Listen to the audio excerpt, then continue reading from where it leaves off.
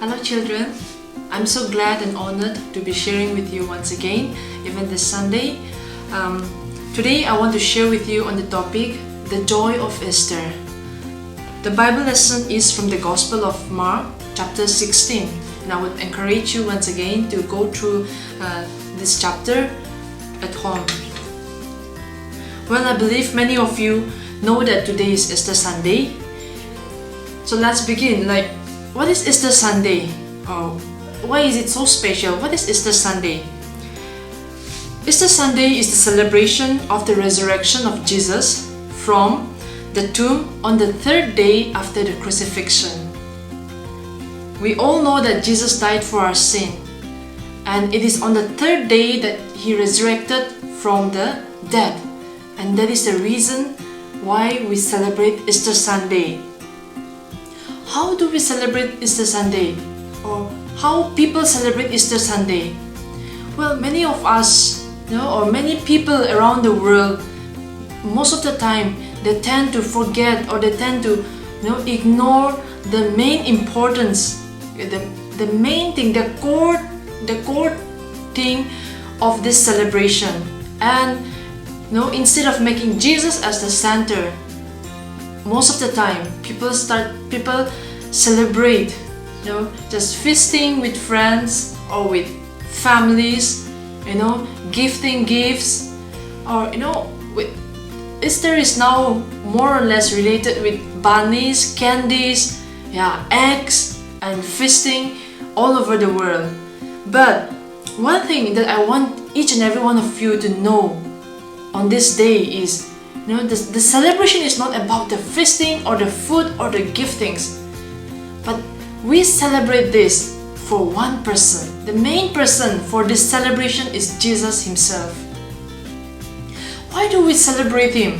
When He died, we celebrate Him because He died for us, and as He said before His death, He did not die and then He did not remain in the tomb forever, but He rose again from the dead.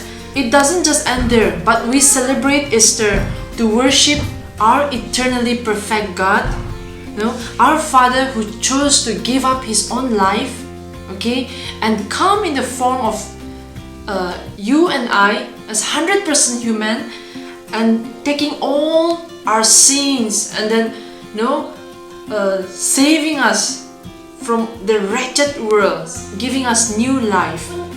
I want you to be very clear of one thing on this special day, and that is, there is only one God in this whole wide world, in this whole universe, who died for His lovers.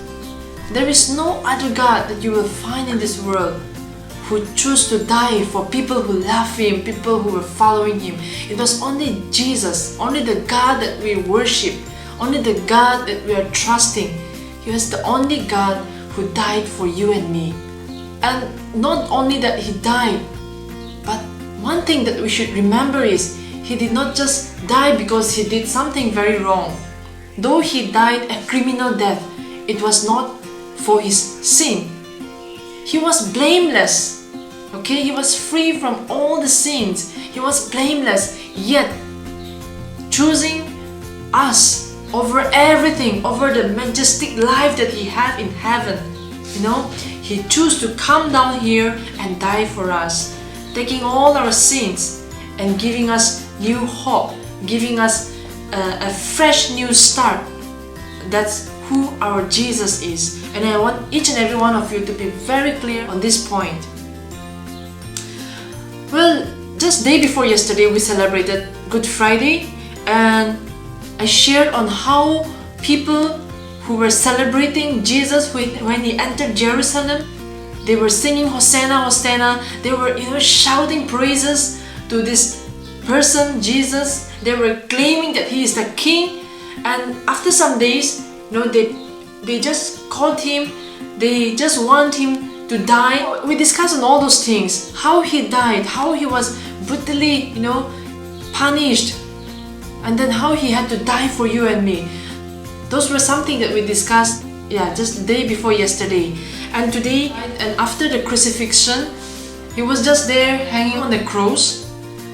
And after some time, there was a certain man called Joseph. Okay, this Joseph, he came, and then seeing that Jesus was on the cross, he was a very faithful follower of Jesus, I believe. And so what he did, he went to Pilate. This Pilate was an officer, okay, of the Roman Empire. He was also an officer. So he went to Pilate. He asked for the dead body of Jesus. But Pilate did not just give freely. He asked someone else to go and check whether Jesus is really dead or not. So that person went, he checked, and he came and reported that Jesus died some time ago. It's been some hours that he is already dead. So he granted the permission that Joseph could take the dead body. Okay. So what did this Joseph do? He took the dead body, he brought it, and then he did not just put it in the tomb like that, but he wrapped the body. He bought new linen clothes, okay, which are very fine and good clothes. So he bought that, and he wrapped the body of Jesus, and he took it and put it in a tomb.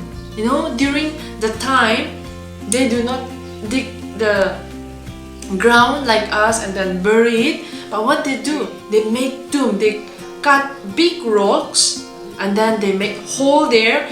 And when somebody dies, they wrap the dead body. They do not put in a coffin, but they wrap the body with some cloth, and they put it in the tomb. Okay, so this Pilate also, he did the same thing. He had a tomb. Okay, so a tomb was prepared, and then there was a big stone, right? A big stone to cover the tomb. So after he put the dead body of Jesus inside, he rolled. I'm sure not only Joseph was there will be some other people who must have helped Joseph.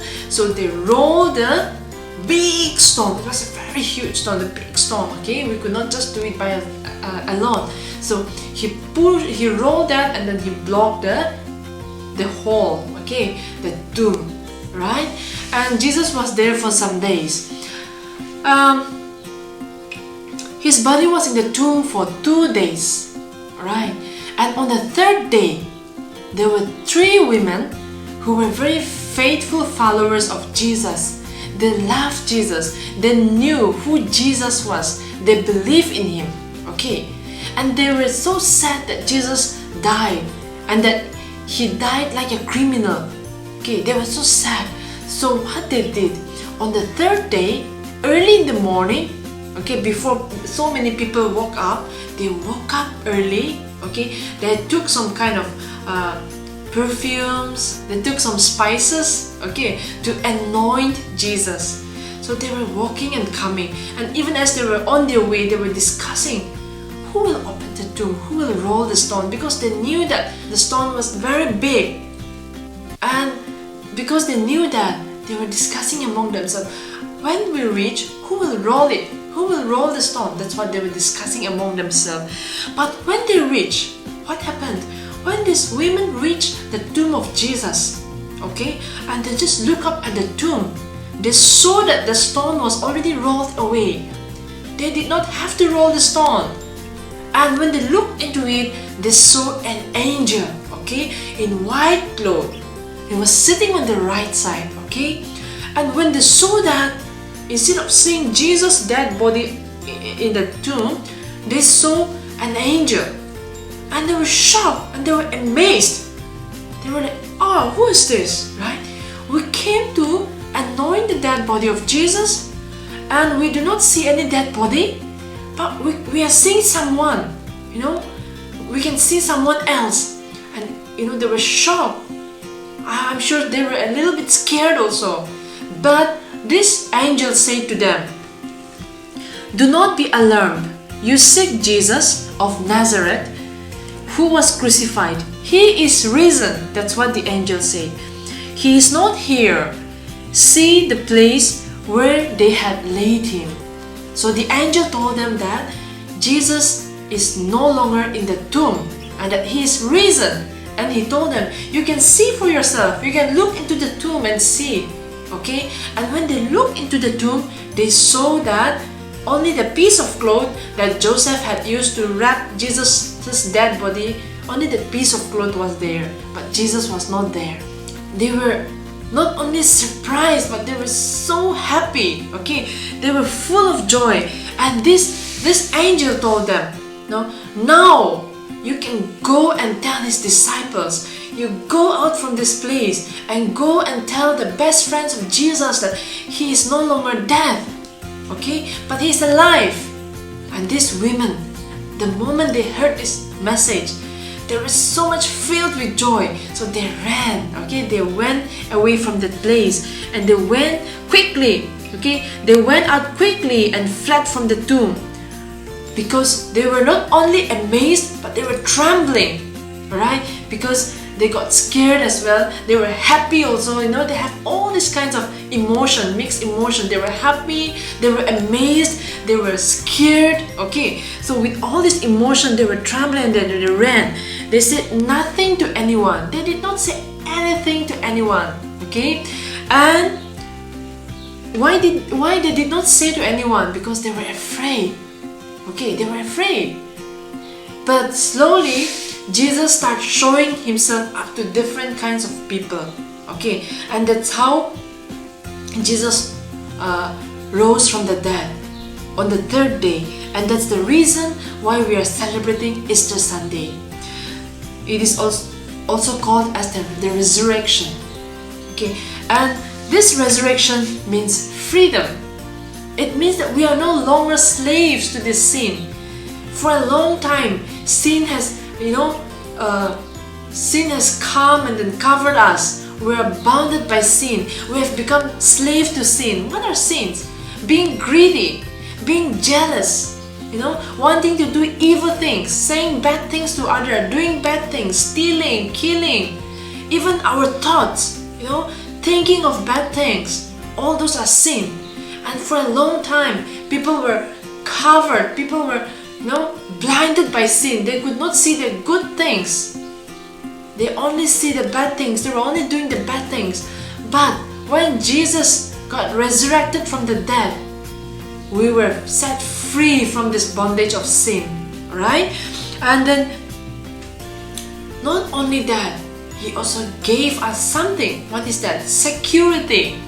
Security, which means instead of getting punished for our sin, like I shared with you on Good Friday, instead of getting punished for our sin, Jesus Himself took the punishment.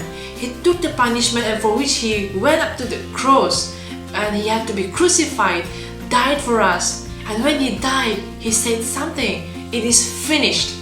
Okay, which means everything, every bad things of this world, okay, when He died on the cross, it is paid. Okay, that's what Jesus said. And not only that, He also secured us a place in heaven.